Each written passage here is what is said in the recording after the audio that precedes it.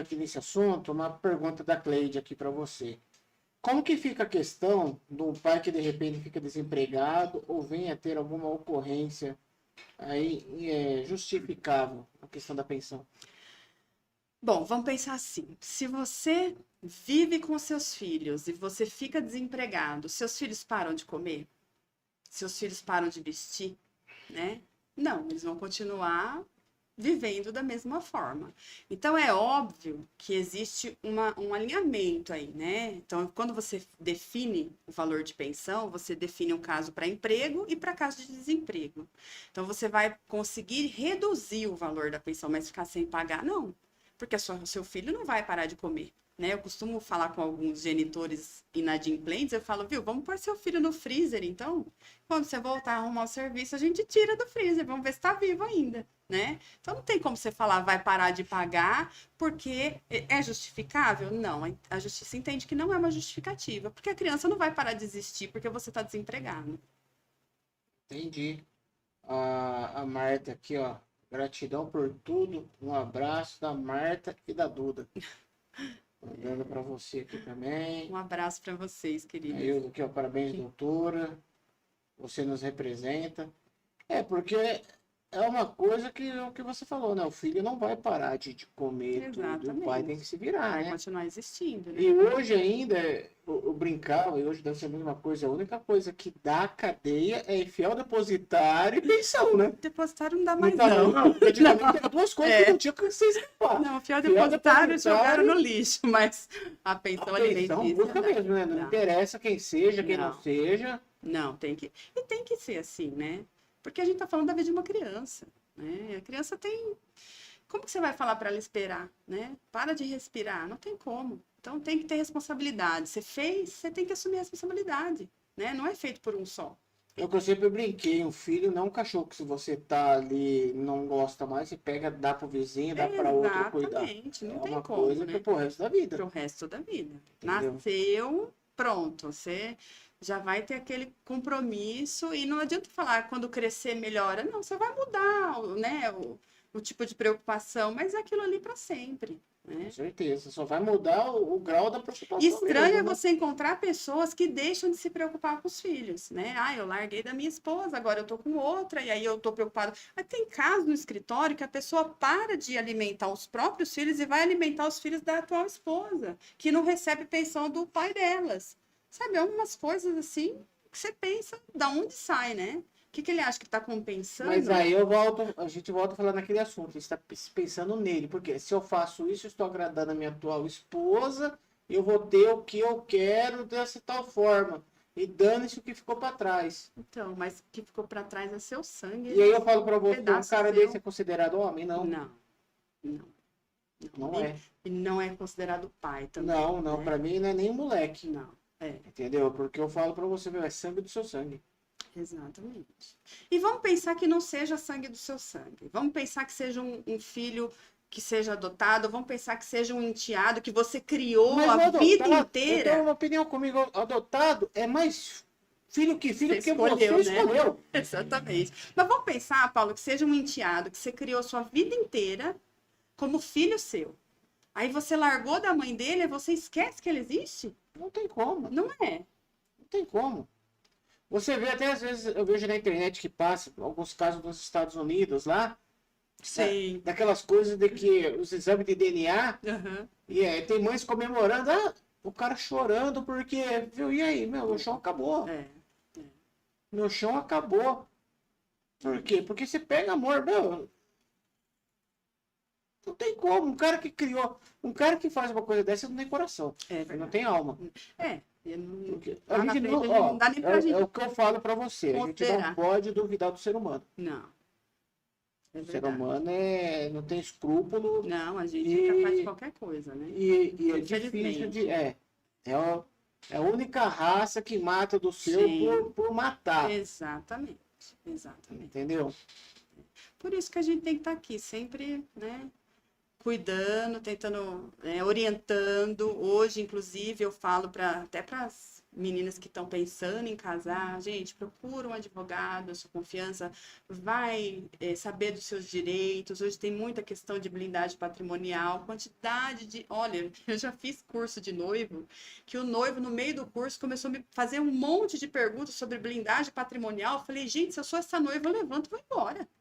Você vê que a pessoa quer casar, mas não quer casar, sabe? Já tá pensando em passar a perna antes de casar. Então, as pessoas têm que se informar mesmo. Porque, infelizmente, o ser humano está num caminho, assim, complicado. E caindo nesse assunto, questão de divórcio e separação, hein? Quando o casal decide se separar, qual o primeiro passo que deve ser tomado? Aí vai depender da situação, né? Normalmente, quando as partes estão conversando, é buscar uma ajuda profissional, né? Procurar um profissional da confiança para tirar todas as dúvidas. E aí tem vários casos. Tem gente que é só casado e quer se separar, divorciar, não tem mais separação. Ah, não é divórcio? Não. Agora é divórcio direto. Tem casos que tem os filhos, e aí vai ter que ver a questão de pensão, de regulamentação da convivência, né? Tem situações em que os filhos têm alguns problemas de saúde ou algumas limitações que também vão ter que ser vistas. Então, primeiro passo, procurar uma pessoa da sua confiança para tirar todas as dúvidas, para não sair atropelando as coisas, não fazer acordo de boca, porque o acordo de boca vale hoje, amanhã já é outra história, e aí tudo que você está contando vai te dar um problema, né? Então, melhor deixar tudo certinho no papel para não ter dor de cabeça. E existe a possibilidade de uma separação amigável? Como isso funcionaria na prática? A gente faz bastante ainda. O divórcio consensual, que chama, né? No divórcio consensual, as partes sentam e elas vão estabelecer o que é melhor para elas, né? Na verdade, tudo na vida da gente pode ser consensual. Você só tira o direito de fazer as coisas de forma consensual quando não tem critério. Aí você tira a sua vontade e do outro e deixa um terceiro decidir, que é o juiz, né? Mas se você e o outro estão conversando, é a melhor maneira de se resolver. O problema é que quando a gente fala de direito de família, a gente está falando de uma situação dolorida, né? Ninguém casa para se separar, né? E aí a pessoa fica...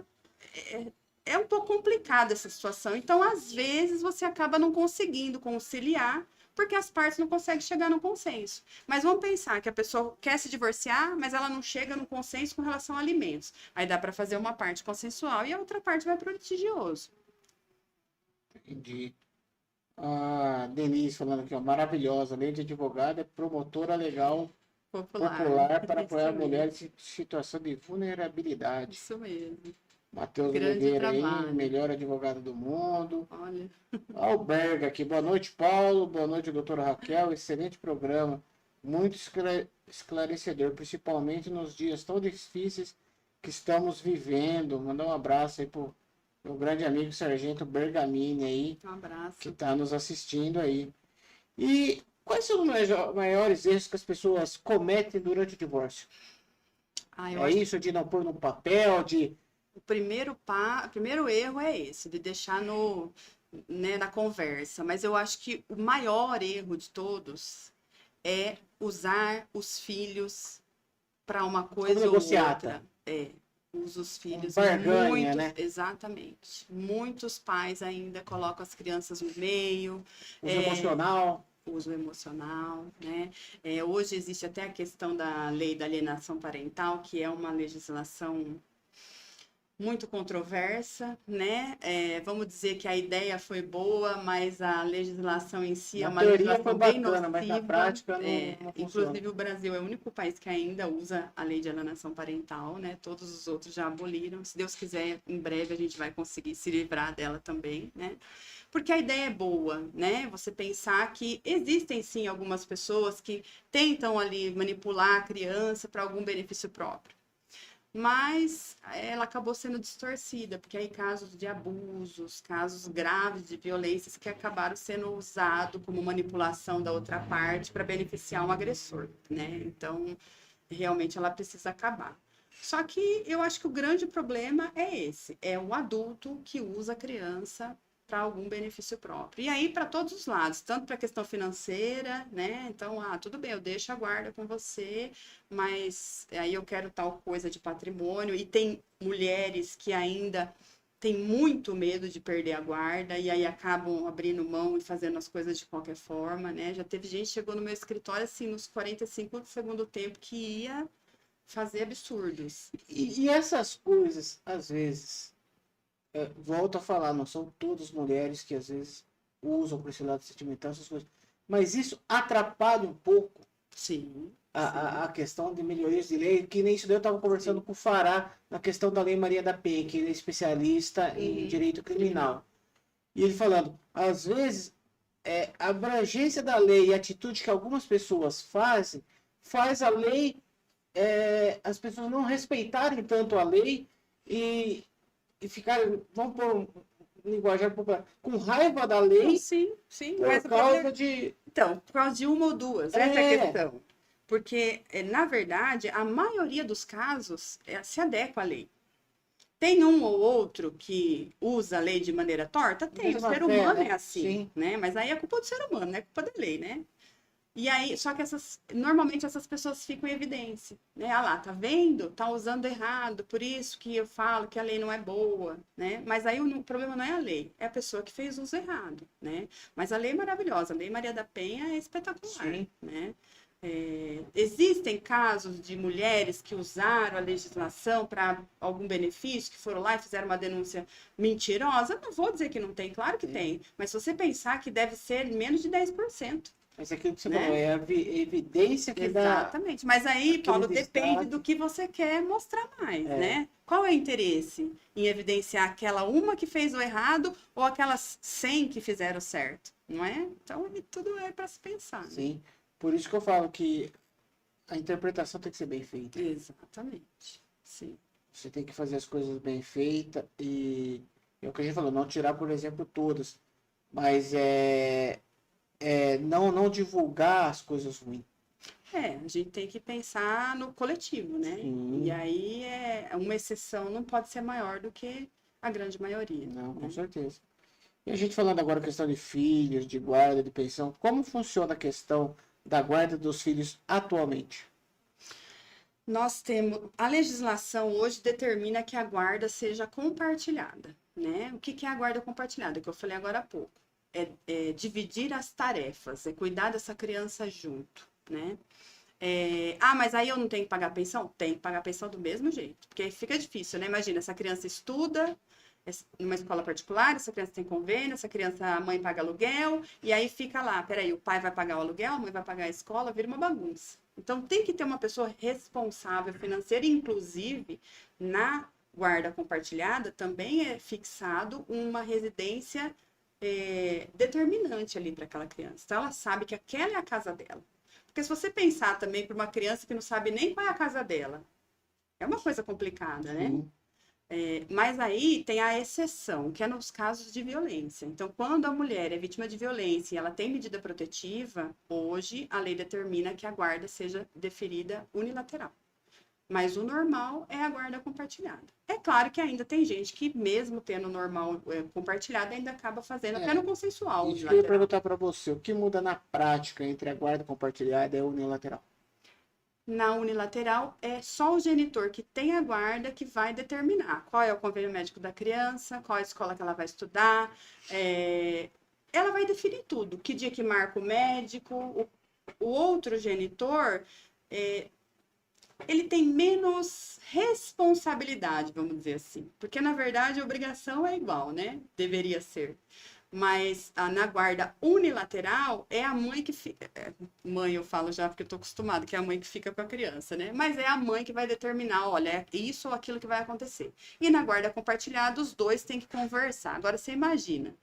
Quando eles eram casados, eles não conversavam. Imagina eles separados. Se eles vão conseguir sentar e falar, não, vai estudar ali, vai ser esse convênio. É muito difícil, Paula, acontecer. Pode ser que no papel fique, mas no dia a dia, uma guarda compartilhada dá muito trabalho.